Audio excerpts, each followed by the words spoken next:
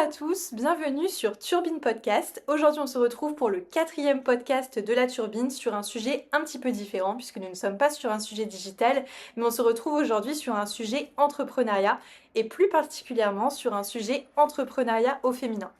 Aujourd'hui, j'ai 3 invités de marque, 3 invités d'excellence dans ce podcast. J'ai avec moi donc Amélie, qui est franchisée Biocop à Coudekerque-Branche. J'ai également avec moi Marilyn, qui est franchisée Italian Trattoria à Dunkerque, et Tina, qui est franchisée Accès au service, donc service à la personne. Et merci beaucoup d'être avec moi aujourd'hui pour ce podcast. Tout d'abord, j'aimerais vous demander de vous présenter en quelques mots et de présenter votre franchise, votre entreprise. Donc Amélie Bonpin, 46 ans. Donc j'ai créé un commerce alimentaire bio, enseigne Biocop, il y a un petit peu plus de 3 ans à Coudekerque-Branche. Et auparavant, donc j'ai été salariée des magasins Biocop de Calais et de Longnes pendant presque 10 ans. Alors bonjour, Marilyn de Cotz, donc franchisée Italian Trattoria. Donc j'ai 49 ans, donc franchisée depuis, on a ouvert le premier restaurant en 2023, Ouais. donc, en mai 2023. Le deuxième a été ouvert en juillet 2024. Et donc on s'est associés, je suis pas partie toute seule dans le projet. Auparavant, j'ai travaillé 12 ans dans le commerce. Et ensuite, j'ai travaillé, donc j'étais agent communautaire, donc j'étais à la communauté urbaine de Dunkerque. Donc j'ai pris une dispo, ce qui m'a permis d'ouvrir le restaurant. Et on est parti dans l'histoire avec des amis. Voilà. Super. Et donc moi Tina Titraine, 26 ans, je suis la gérante d'Accès au service à Dunkerque, que j'ai ouvert il y a 2 ans maintenant. Donc Accès au service, c'est un réseau de franchise également, qui est spécialisé dans ce qui est service à la personne et aux entreprises, sur des prestations de ménage, de jardinage, du bricot, de la vitrerie, du repassage, et un panel qu'on ne peut exploiter ou pas. Voilà. Super. Suffisant. Oui.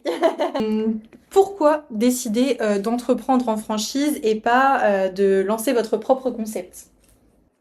Un accompagnement, un réel accompagnement. On a quand Ouais. même quelque chose, alors qu'on paye certes, on a quand même, je trouve, quelque chose clé en main. Donc on a, nous en l'occurrence en restauration, on a des recettes, on a une mercuriale avec des producteurs référencés.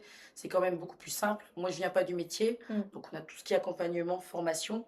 Donc je pense que c'est quand même l'avantage de la franchise, c'est ça. Après, voilà, rien n'empêche de se lancer, mais il y a cette facilité-là pour moi en tout cas. Moi, je rejoins assez Marilyn sur ce concept-là. Moi, j'ai pas voulu ouvrir en indépendante parce que je trouve que c'est assez compliqué.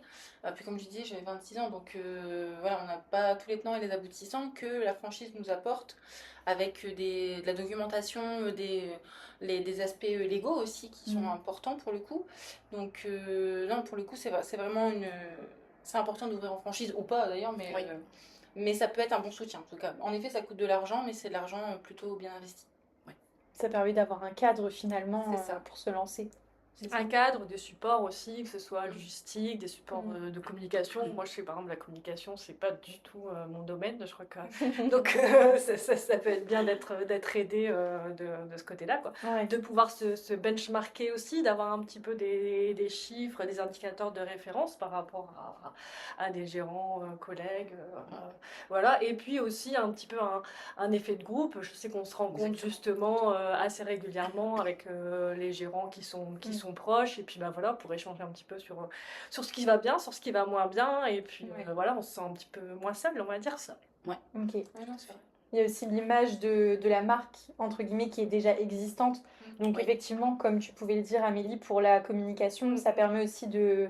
Bah voilà, on part pas de zéro aussi, quoi. Donc, ok. Vous êtes également passée, certaines, par la Turbine pour avoir un accompagnement avec Initiative Land, c'est ça?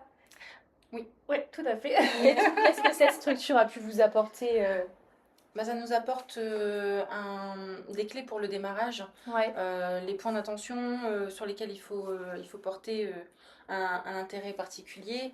Donc je trouvais que c'était pertinent. Et puis il y a aussi toute la partie financière Ouais. avec les prêts d'honneur où on passe devant un jury et c'est pertinent parce que ça prouve aussi la viabilité de notre projet pour le coup. Donc, même si c'est un exercice qui est assez stressant sur le coup, je sais pas si tu as ce souvenir-là aussi.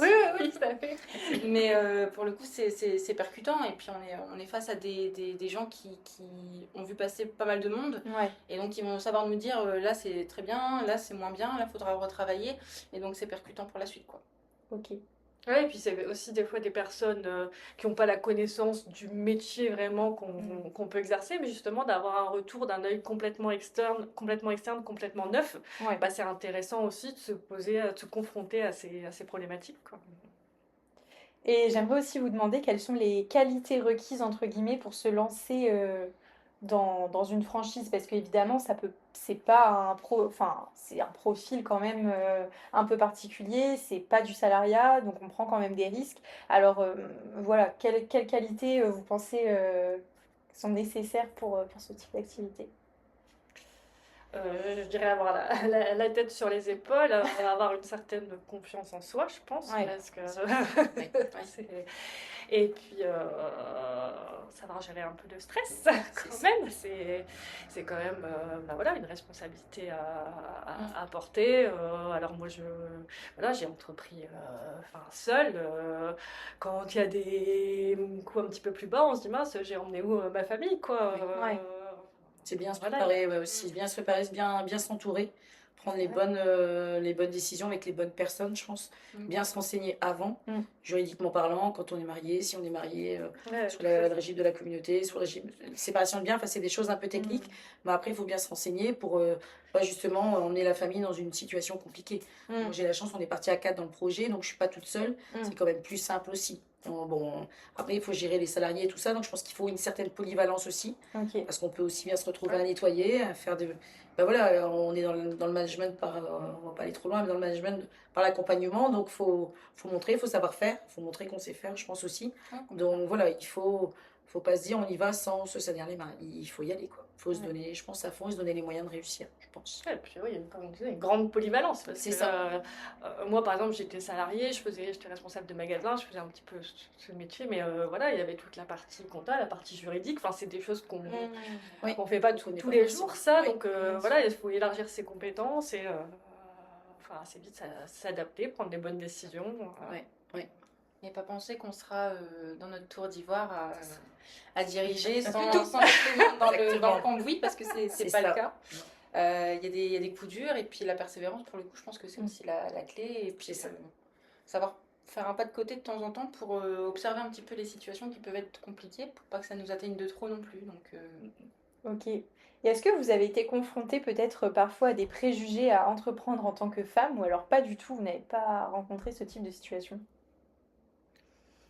Je me souviens pas avoir eu ce ressenti, moi. Non plus. moi Pas non réellement. plus. Moi, je vais dire que c'était plus par rapport à mon âge. Ah Souvent, oui. j'ai déjà eu, on est rentré dans l'agence, bonjour, je voudrais voir le directeur.